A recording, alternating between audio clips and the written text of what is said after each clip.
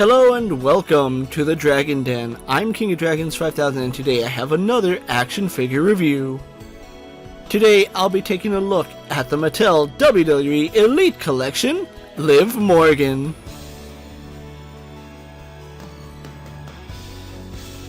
Getting Liv Morgan out of the packaging, I have to say that Mattel has done a pretty decent job with this figure. There is some things to like about this figure, especially with the brand new parts, but there are some things to talk about.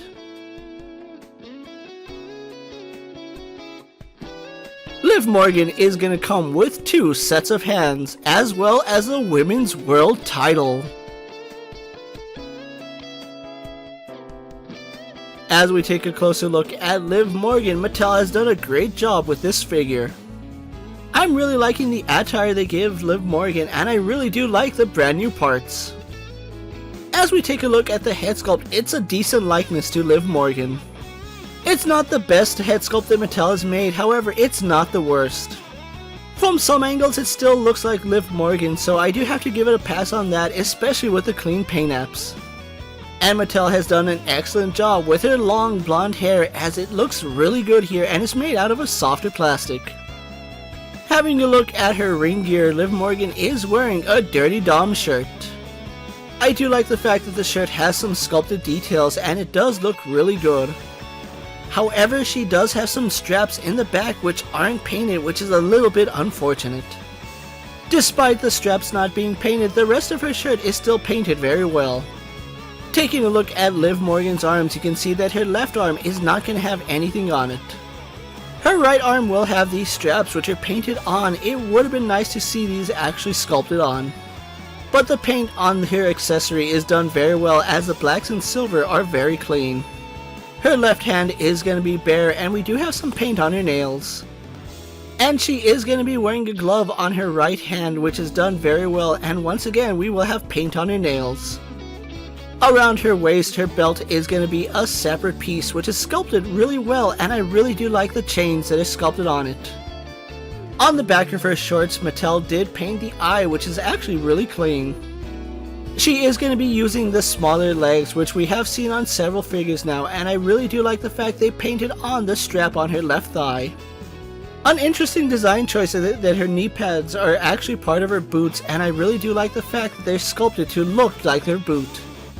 Mattel did make the top of her boots a separate piece, so they do look good when they line up perfectly with her boots.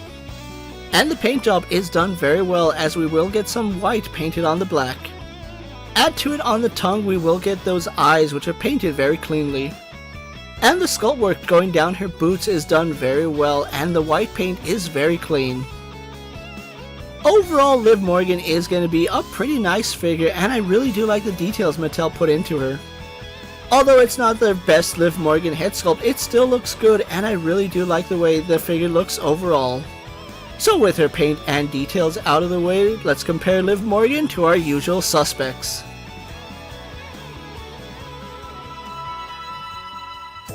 In real life, Liv Morgan is going to be pretty short, and she does scale nicely with domestic toy lines and other WWE figures. But she is going to be slightly too tall for true 1/12 scale. Liv Morgan does have a ball joint in the head.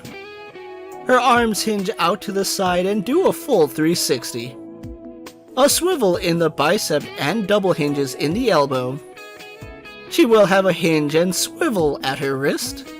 Liv Morgan will have a ball joint in the upper torso and a swivel at her waist. Her legs will kick forward, go back, out to the side, and have a thigh swivel.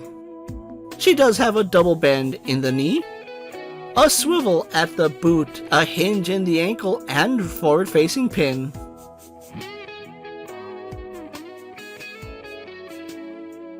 As she is one of my current favorite wrestlers, Liv Morgan is done very well, and Mattel did a really good job with this figure.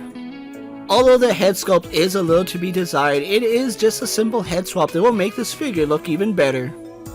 I do like the inclusion of the Women's World title, as it does look good, and I really do like the side plates that they gave Liv Morgan. Although the title does seem a little bit too big for Liv Morgan, she is a small character, so I guess I can let that slide. I really do like the brand new parts that Mattel gave Liv Morgan, as I wasn't expecting her knee pads to be part of her boot.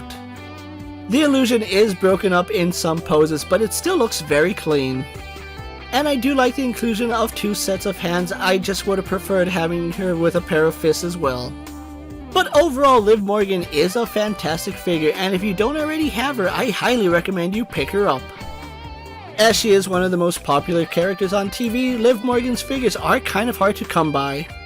She's practically sold out at all major retail websites, so tracking her in person is probably the only way you're going to get this figure. If you're a fan of the Liv Morgan Revenge Tour, you're definitely going to want to have this figure in your collection. So with that being said, thank you for watching another video here on the Dragon Den. But before you go, don't forget to hit that like button, leave a comment, subscribe to my channel, and check out the rest of my WWE videos. If you're in a position to help out the Dragon Den, check out my Patreon where I have some exclusive content and early access videos. Check out my Instagram account for new and exciting action figure photos, videos, recent pickups, latest prints, and as always, ring that bell so you never miss another video. And until next time, my loyal Dragonites coming from the Dragon Den, I'm King of Dragons 5000 reminding you to redesign, rebuild, and reclaim. I'll see you next time.